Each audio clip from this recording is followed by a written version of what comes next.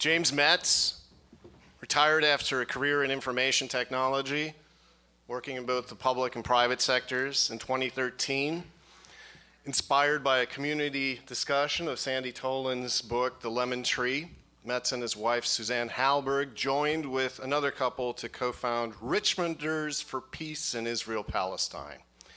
And in 2016, RPIP joined forces with Freedom to Boycott Virginia, now known as VCHR, to lobby against and defeat anti-BDS legislation that was introduced in the Virginia General Assembly. Metz and Halberg live in Richmond, Virginia, so please welcome James Metz.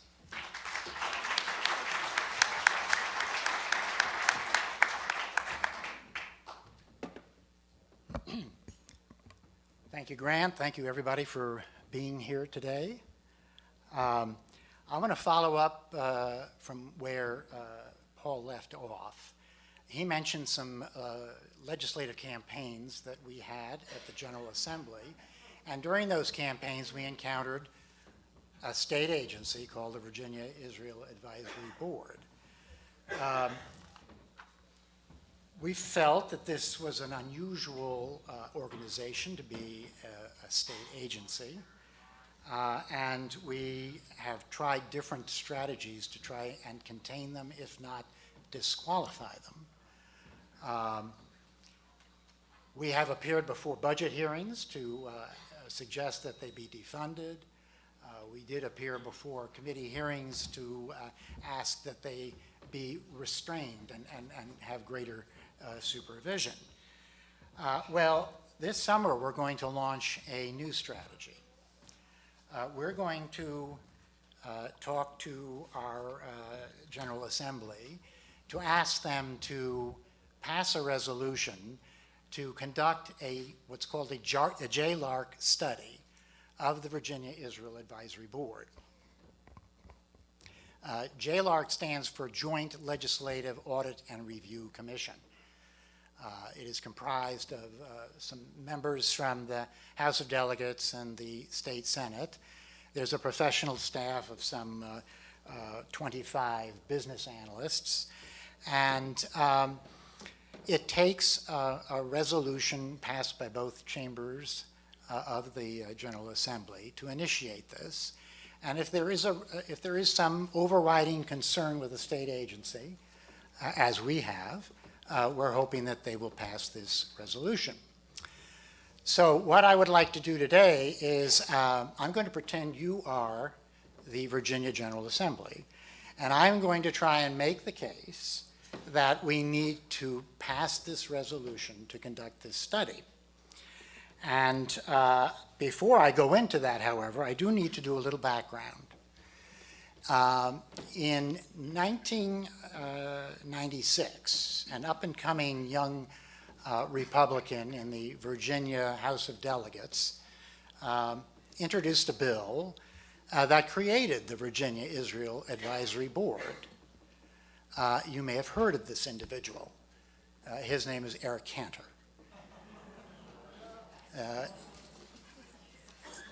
The original intent of the Virginia Israel Advisory Board was to advise the governor on ways to improve the economic and cultural links between Israel and the Commonwealth of Virginia, and also to represent a conduit for people in the Jewish community who had interests that they felt the governor should be aware of.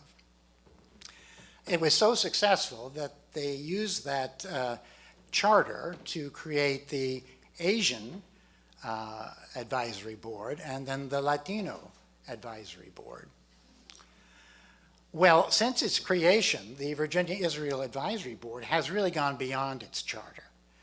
It has taken on, for instance, responsibilities for economic development, getting Israeli companies together with Virginia companies or Virginia governments or Virginia universities to create enterprises that create jobs and contribute to the tax revenue for the Commonwealth. We're concerned about the fact that they are operating totally independent from the supervisory agency that has responsibility for economic development. The Virginia Economic Development Partnership is supposed to do the planning and the coordination and the evaluation of economic initiatives. However, the Virginia Israel Advisory Board is out here doing its own thing. We think that the fact that there is no oversight and coordination would be one reason to launch a JLARC study. Another reason, and now what do I push? The arrow, this like here.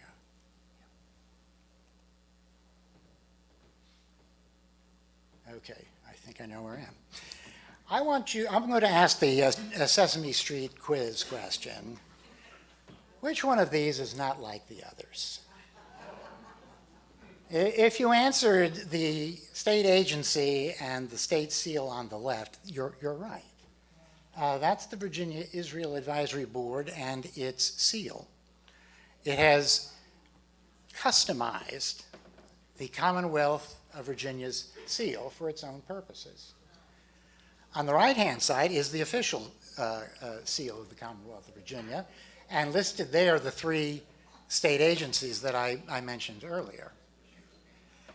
We feel that the iconography on that state seal on the left and the banner in front, which declares its independence from the office of the governor, where all other economic initiatives are managed, indicate a chauvinism and an entitlement that are not hallmarks of a state agency. And we think that they represent a de facto representation of the political interests of the state of Israel, and we think it needs to end.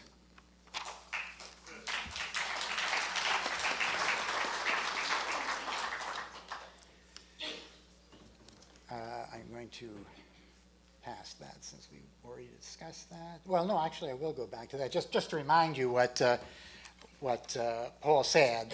This is an example, really, of this intrusion of Israel's interests into the state business of the Commonwealth. He mentioned that in the final version of 1282, the Virginia Israel Advisory Board was named as the state agency to keep tabs on companies doing business with the Commonwealth and record any of those that were involved in BDS activities, and then make an assessment as to, well, what would the impact be on bringing jobs and businesses into the Commonwealth if that were allowed to continue. We think that's not an appropriate role for a state agency. Well, I've kind of told you what, by statute, the purpose of the Virginia Israel Advisory Board is supposed to be. But if you go onto the website, VIAB.org, you will see how the Virginia Israel Advisory Board represents its mission. It sees itself as, providing this bridge between Israeli companies and entities here in the Commonwealth, and offering to create opportunities for the Israeli companies, thereby making what they call Virginia a beta state, a gateway to the United States and the Commonwealth of Virginia in particular, especially our defense industries, our homeland security, the Pentagon, so forth. We can definitely see that their interests are somewhat different than perhaps other people in the Commonwealth. Here's something that they advertise in their annual report for 2018, where there are roadblocks the VIAB will create opportunities to get around those roadblocks. The Memorandum of Understanding, which governs the military aid agreement that the United States has with Israel over the next decade, includes a provision for phasing out what's called the offshore procurement provision.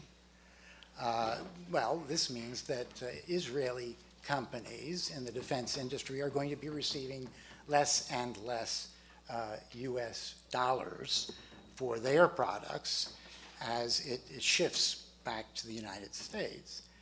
Well, the VIAB offers the help in setting up U.S. affiliates so that phase out of the OSP can be circumvented. If not against the letter of the law, it's certainly against the spirit of the law. And finally, a look at the management of the Virginia-Israel Advisory Board, I think, is instructive. Mel Chaskin has been with the Virginia-Israel Advisory Board, the chairman, since its beginning. He is a government contractor in Northern Virginia, specializing in defense. Our newest member of the management team is Dov Hoke. You can see that he has an impressive resume, but I want to draw your attention to his involvement in setting up and managing American-Israeli chambers of commerce. If you ask me, that's how they perceive the Virginia-Israel Advisory Board.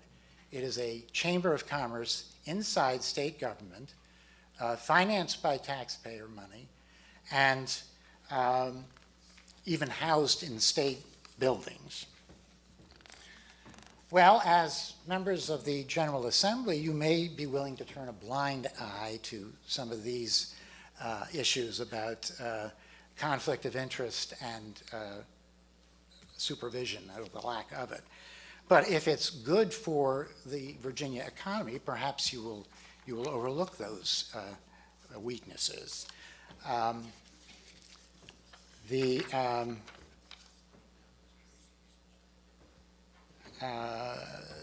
VIAB produces an annual report. It's the only measure of accountability that's expected of them. They report only two measures: how many jobs that are contributed by these entities that they create. For instance, Sabra Hummus, well, they created 100 jobs this past year. Or the Oran Safety Glass Company, they contributed 50 jobs this year. That's their measure of a contribution to the Virginia economy. Well, is there a way of corroborating these claims? And we went to look at the balance of trade between the Commonwealth of Virginia and Israel. And what you'll see there on the top line is the imports from Israel to the Commonwealth of Virginia over the past 10 years. It has more than doubled over that period of time. The bottom line in red shows exports from the Commonwealth of Virginia to Israel, and that line has been relatively flat. And the space in between is Israel's trade deficit with Israel over the past 10 years. It's certainly not definitive, but I think it's enough to call into question, is the Virginia-Israel Advisory Board contributing to the economy of Virginia? Well, what are your constituents saying about the Virginia-Israel Advisory Board? Well, we posed that question in a survey, a Google survey that we conducted in the fall of 2018, where we asked the Virginia respondents, do you agree to the following statement? Should Virginia taxpayers not continue to subsidize Israeli businesses when, in fact, the latest trade deficit with Israel approached $500 million?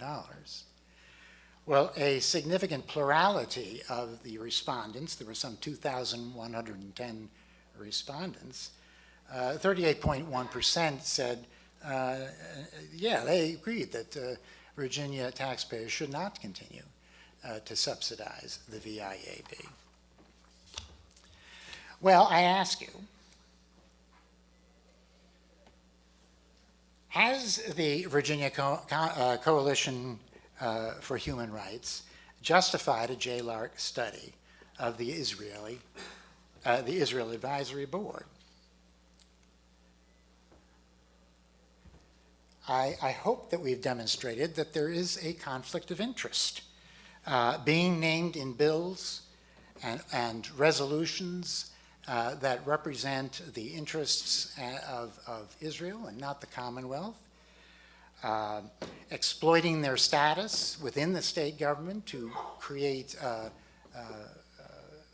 workarounds of various trade restrictions, as with the OSP. I hope we've demonstrated that the body at least needs more coordination and oversight. It's completely independent. And finally, I think that there is some question that needs to be looked into further as to whether or not it's contributing to the economy of the Commonwealth. Thank you.